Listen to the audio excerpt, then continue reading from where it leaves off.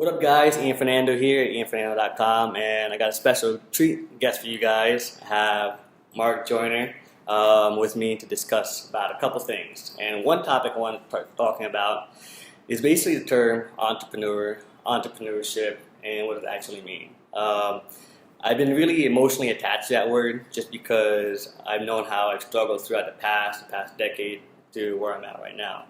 And a lot of people, a lot of millennials have been using that term as a free-to word to make themselves feel better or think they are in entrepreneurship. So I want to introduce Mark, which is going to basically talk and discuss about this topic. I've actually known of Mark probably when I first started with the Joel Combs and the Russell Brunson and Tim Ferriss back in the day. And I've actually seen his work, and I've actually got to meet him the past couple weeks or this past month and got to know him much better. And he's agreed to have this conversation with me. So, Mark, if you can, just give me everybody an introduction about who you are and how long you've been in this industry. Right on. Well, Mark Joyner. Right now, I'm the founder and CEO of a company called Simpleology. And what a lot of folks in your situation know me for is many years ago as one of the early internet entrepreneurs.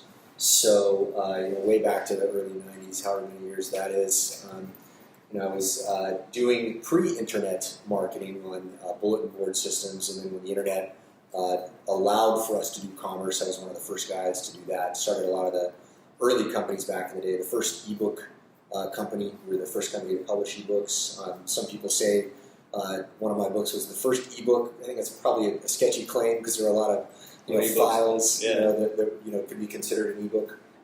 We were the first people to use that word, though, which was cool. Started the first ad tracking company. Started the second pay-per-click search engine. Written over a dozen books, number one bestsellers are in 25 different languages, primarily about online entrepreneurship and that kind of thing. So, that's good because our topic is about entrepreneurship. Yeah. And what's basically struck me emotionally is that one of my old friends that I've actually worked with at Vonage back in the day basically celebrated his, 12-year anniversary, and he recently also posted, probably just last week, talking about it's hard being an entrepreneur. So I left a comment on his Facebook wall saying, "Did you just celebrate your 12 years?" And then he responded back, "Oh, that's my side hustle." And it just struck me like, man, everybody just throwing this word around, entrepreneurship. And I want everybody to understand what it actually means, right? For me, I think the term needs to be earned because when I was an affiliate, I didn't say I want to be an entrepreneur. I said, you know what, I want to be a good marketer. Let me create this ebook. I want to be a good affiliate, right? Giving me that self-topic or that self-knowing prior to being an entrepreneur, and then when somebody told me, "Hey, we want to interview you for Entrepreneur Magazine," I'm like, "Oh, am I an entrepreneur? And, am I there?" Now you love that word. But I still don't call myself an entrepreneur, because we have our ups and downs. And what are your thoughts on that word specifically? That's a really interesting question. Language is this evolutionary thing, right? If you look at the etymological roots of the word entrepreneur, it meant manager, right? If you go back to the French, to the Latin, right, which is not what you think an entrepreneur is. I'm pretty sure. And I think the first use of it in English was an entrepreneur was a guy who was in charge of a symphony orchestra. They called him an entrepreneur, and then it started to evolve more and more. Now, people tend to think of an entrepreneur as more of a business owner, right? I've heard some people say that you're not technically an entrepreneur unless you're a guy who starts and sells off businesses. That's one of the interesting definitions I've heard.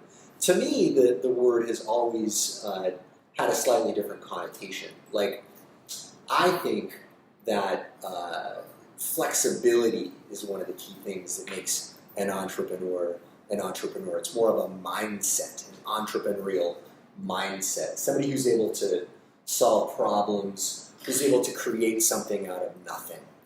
Somebody who creates value, right? So that to me is what entrepreneurship is all about. You see an opportunity, you see a problem to solve, and you see a lack of resources or an alleged apparent perception of a lack of resources that other people have, and you go, well, you know what, I'm not going to be stuck in that same kind of one-dimensional thinking that all those guys are stuck in. I'm going to see something different here, and I'm going to create something out of thin air. Yeah. That's what I think the spirit of it is. I mean, that's good too. I mean, I think like the fact that entrepreneurship is, yes, creating something out of nothing, but you also need to have that hustle. People think that since they go to school to build an app or become a developer, they make their own first website. They assume that, you know what, I'm going to sell something, but still have this side job and try to make some sort of revenue when they know that they are scared of failing. Yeah. Right? I think entrepreneurship is more of like, you know what, I know it's going to take me this much work plus, probably even fail at it, but how many times before I fail before I reach my one success? Right? And a lot of people don't understand that there is failure with entrepreneurship. That's right, man. The scarcity of that gets what people scared. Yeah. Yeah, well, you have to be able to handle that failure. Like, I mean, you don't want to plan for that, but you need to be able to understand it. You know, there's part of that mentality, part of that mindset is knowing what to do when that failure happens. And it's interesting, right? So we say failure, and it's, language binds people's minds in really fascinating ways. So you say failure, some people automatically think like, well, that's it. How is he going to handle failure? People will go, well, he's going to have to nurture himself. He's going to have to figure out what to do next. Well, what if you flip that whole thing around and you said, well, somebody thinks I failed. What if I didn't actually fail? Exactly. Right? So that's how I look at certain things. Like, for example, like, let's say I spend $100 on a campaign and I lost money. I don't think of it as losing. I think of it, I just bought all this data to help me analyze this campaign to make it better. That's right. That's how I look at it. Turning a negative to a positive type way of thinking. That's it. That's one great way to reframe the whole situation. Another way is to say, well, what if I'm not actually dead yet? People think that I'm out of money, I've lost, right. So if you're still alive, you still have an opportunity to turn something around, right? Unless we're dealing with a very binary win-lose race where the race is over and that's it. Okay, you've lost that race, but in entrepreneurship, it's never that case. Yeah, it's not a race like you're at a job, right? Because I know when I was at a job, I remember trying to be in this race to be number one until I reached this glass ceiling. And at that glass ceiling, I was probably the only youngest 22-year-old at that time, almost getting a director position. And these guys in their 50s were not letting me have it. So I was like, you know what, I need to do something on my own now. I got to figure this out. And I basically took the math of, okay, I got about 4 months, 6 months of bank savings in the bank, and maybe let me try this. Instead of working 20 hours a week, let me put 60 hours a week. Yeah. And then that grind, hustle, being on my own, knowing that I have this limited source of revenue that pushed me to be where I'm at now. And I think entrepreneurship is where it pulls something out of you to do what you want to do. Like, it's almost like studying for the test the next day when you never studied the past 3 months. That energy to finish. I love that, man. It goes to another way to look at this, and that's not allowing people to define your limitations or terms for you. Most people in that situation, you go and talk to one of your parents, somebody you respect, and they'll go, listen, buddy, you got 4 months, you don't want to move into the basement, so you better go get a job. And that's, it's actually sound advice. It is. There's nothing wrong with that advice, but an entrepreneur is the kind of guy who says, no, I'm not going to do that. I'm going to try something else, and you're going to be mad at me, and I'm probably going to, break a lot of things. People who are going to think I'm going to fail, but I want to defy that. Yeah. And I think, it takes a special kind of mentality. It does. Now, last question for the video to be almost over. Do you think the term entrepreneur is a title earned than actually given? Well, you can call yourself whatever you want. Yeah, you can call yourself. I could say I'm the king of Siam right now if I wanted to, right? But I would say, I like where you're coming from when you say it needs to be earned. It does. I think it needs to be somebody to call you, somebody highly more respectable than you, to say, hey, we want to feature you because of your entrepreneurship, or we want to feature you because of your philanthropy. You can't call yourself a philanthropist when you haven't really donated anything. Yeah, Right? That's right. Yeah, So it's true. it's the same thing, I think. Yeah. So the flip, I think you make a very good point, and I think it's a very good way to look at it. Another side of that is this.